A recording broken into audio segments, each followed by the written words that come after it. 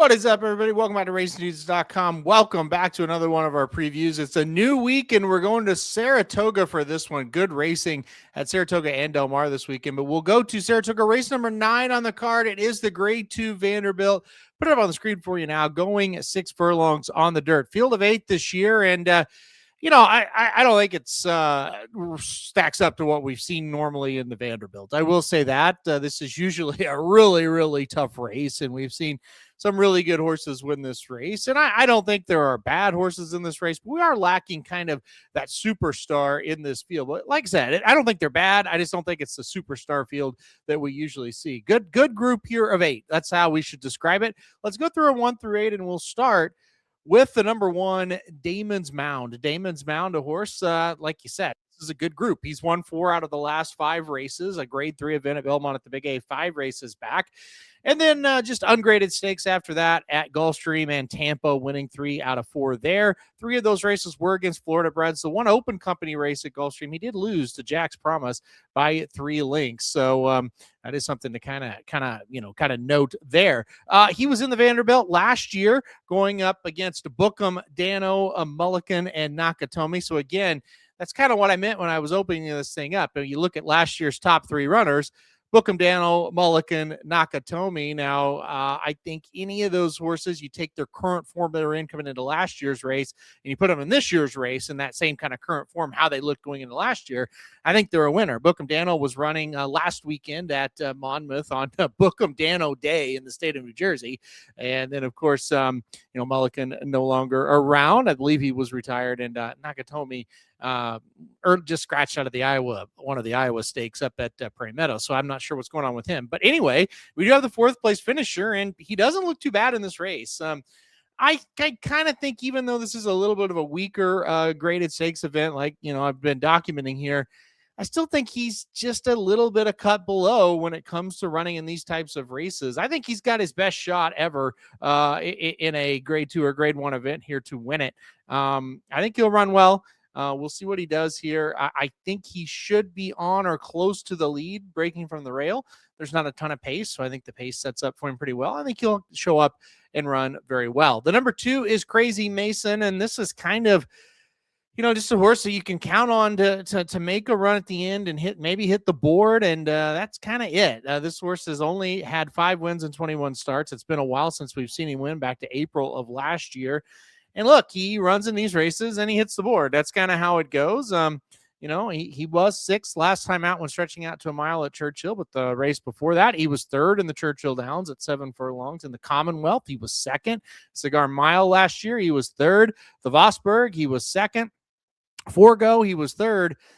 Kind of feels like what's going to happen here. The problem with him, and this is the deal with him, he definitely is a horse that, I think if he got a little bit lesser company, he might be able to actually go win, but you're just not sure because the pace is always going to have to really develop with him because of how far he is back. And I look at this race and I don't see a whole lot of pace.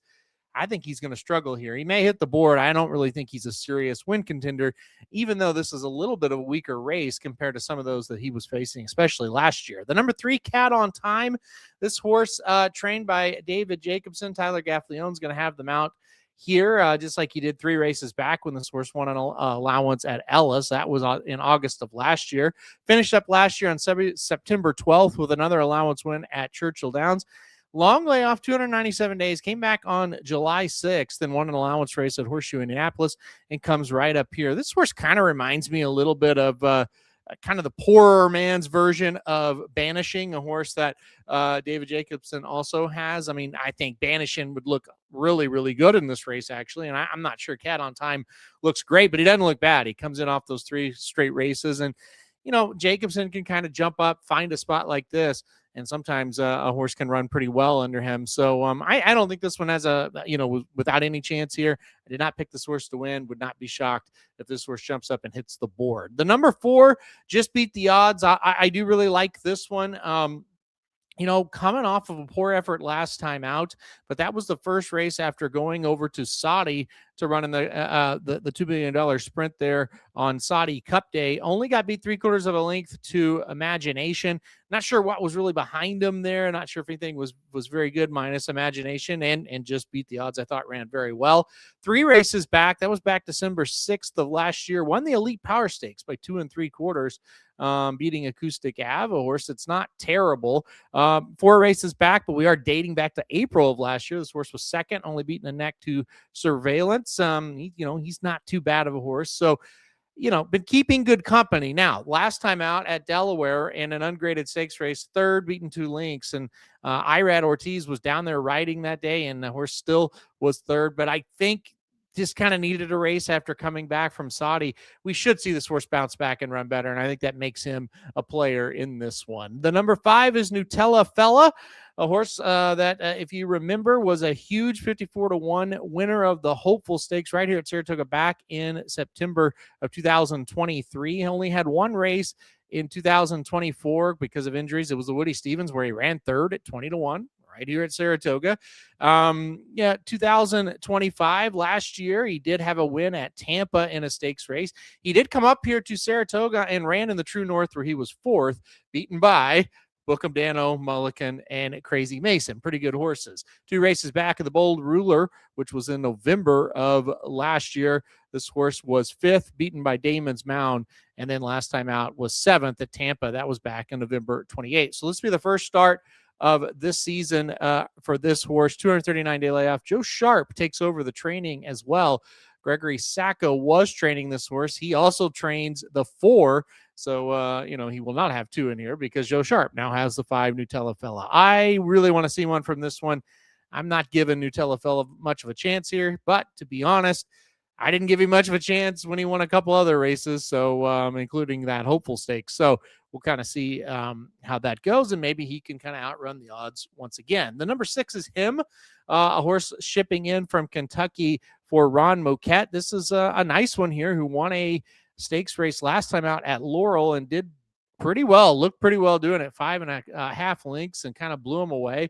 Also 2 races back was an allowance winner at Churchill Downs, and 3 races back was an allowance winner at Churchill Downs. Obviously, jump up in class here. However, is it that big of a jump up in class? No, not your normal Vanderbilt like we've kind of discussed. So, maybe he's going to take advantage of a little bit of a weaker group this year in the Vanderbilt. I think he comes in here with a little bit of a chance. I like that Ricardo Santana gets aboard. He's riding very well once again up here.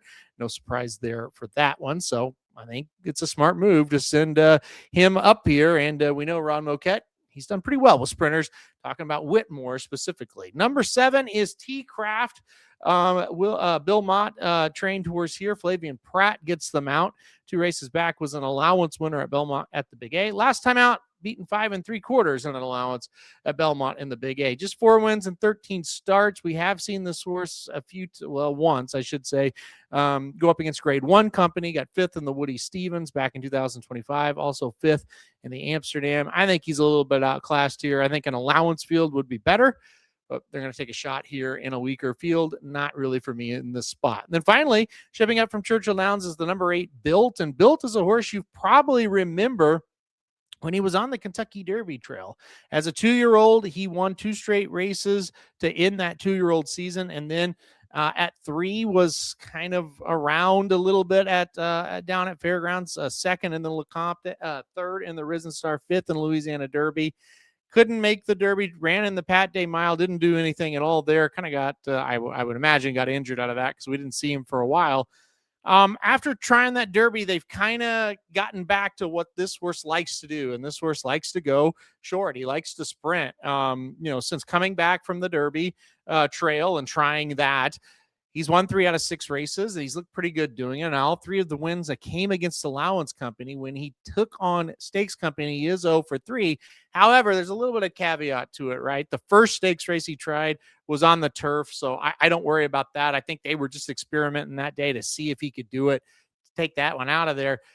The race 3 back at Churchill Downs. It was a $200,000 stakes race. He got beat by Maximum Bourbon and Bourbon Bash. Maximum Bourbon's a pretty good horse. He's going to run the Bing Crosby. We'll talk about him a little bit later, today, as in you'll see this video for the Bing Crosby a little bit later. Then last time out, another stakes race there at Churchill Downs. Got second, only beaten a half length. He kind of felt like, to me, he didn't love the sloppy track that day.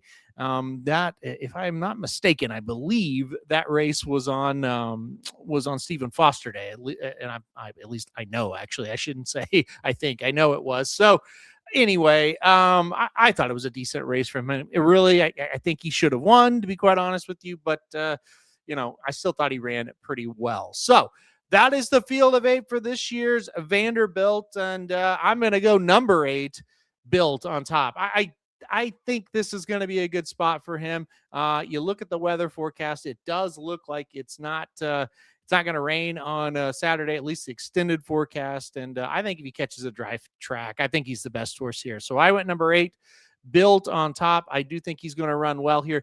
I also think from this outside post, I like it going 6 furlongs, especially with a horse like him that has speed. He can track if somebody goes crazy inside of him. He could get the lead. It is conceivable here. I don't think he will. I think he'll kind of track the 1 and the 4, but I don't think any of them are going to go too fast. And I think those are the 3 that are going to sprint for home. So I went number 8, Built on top. I go number 4, Just Beat the Odds in second. I almost picked him to win, but I after that race coming back from Saudi, I do think he's going to improve off that race last time out at Delaware, but to what level, I'm not sure. So I'm going to go with number 4, Just Beat the Odds in second. Number 1, Damon's Mound in third, and I'm going to go number 3, Cat on Time in fourth. So I'm going 8, 4, 1, 3 in this year's running of the Vanderbilt. All right, guys, that'll do it for this preview. Hit the like button if you like it. Subscribe. You really like it. Want to get alerting time. We do videos like this. And most importantly, good luck if you're betting Saratoga on Saturday.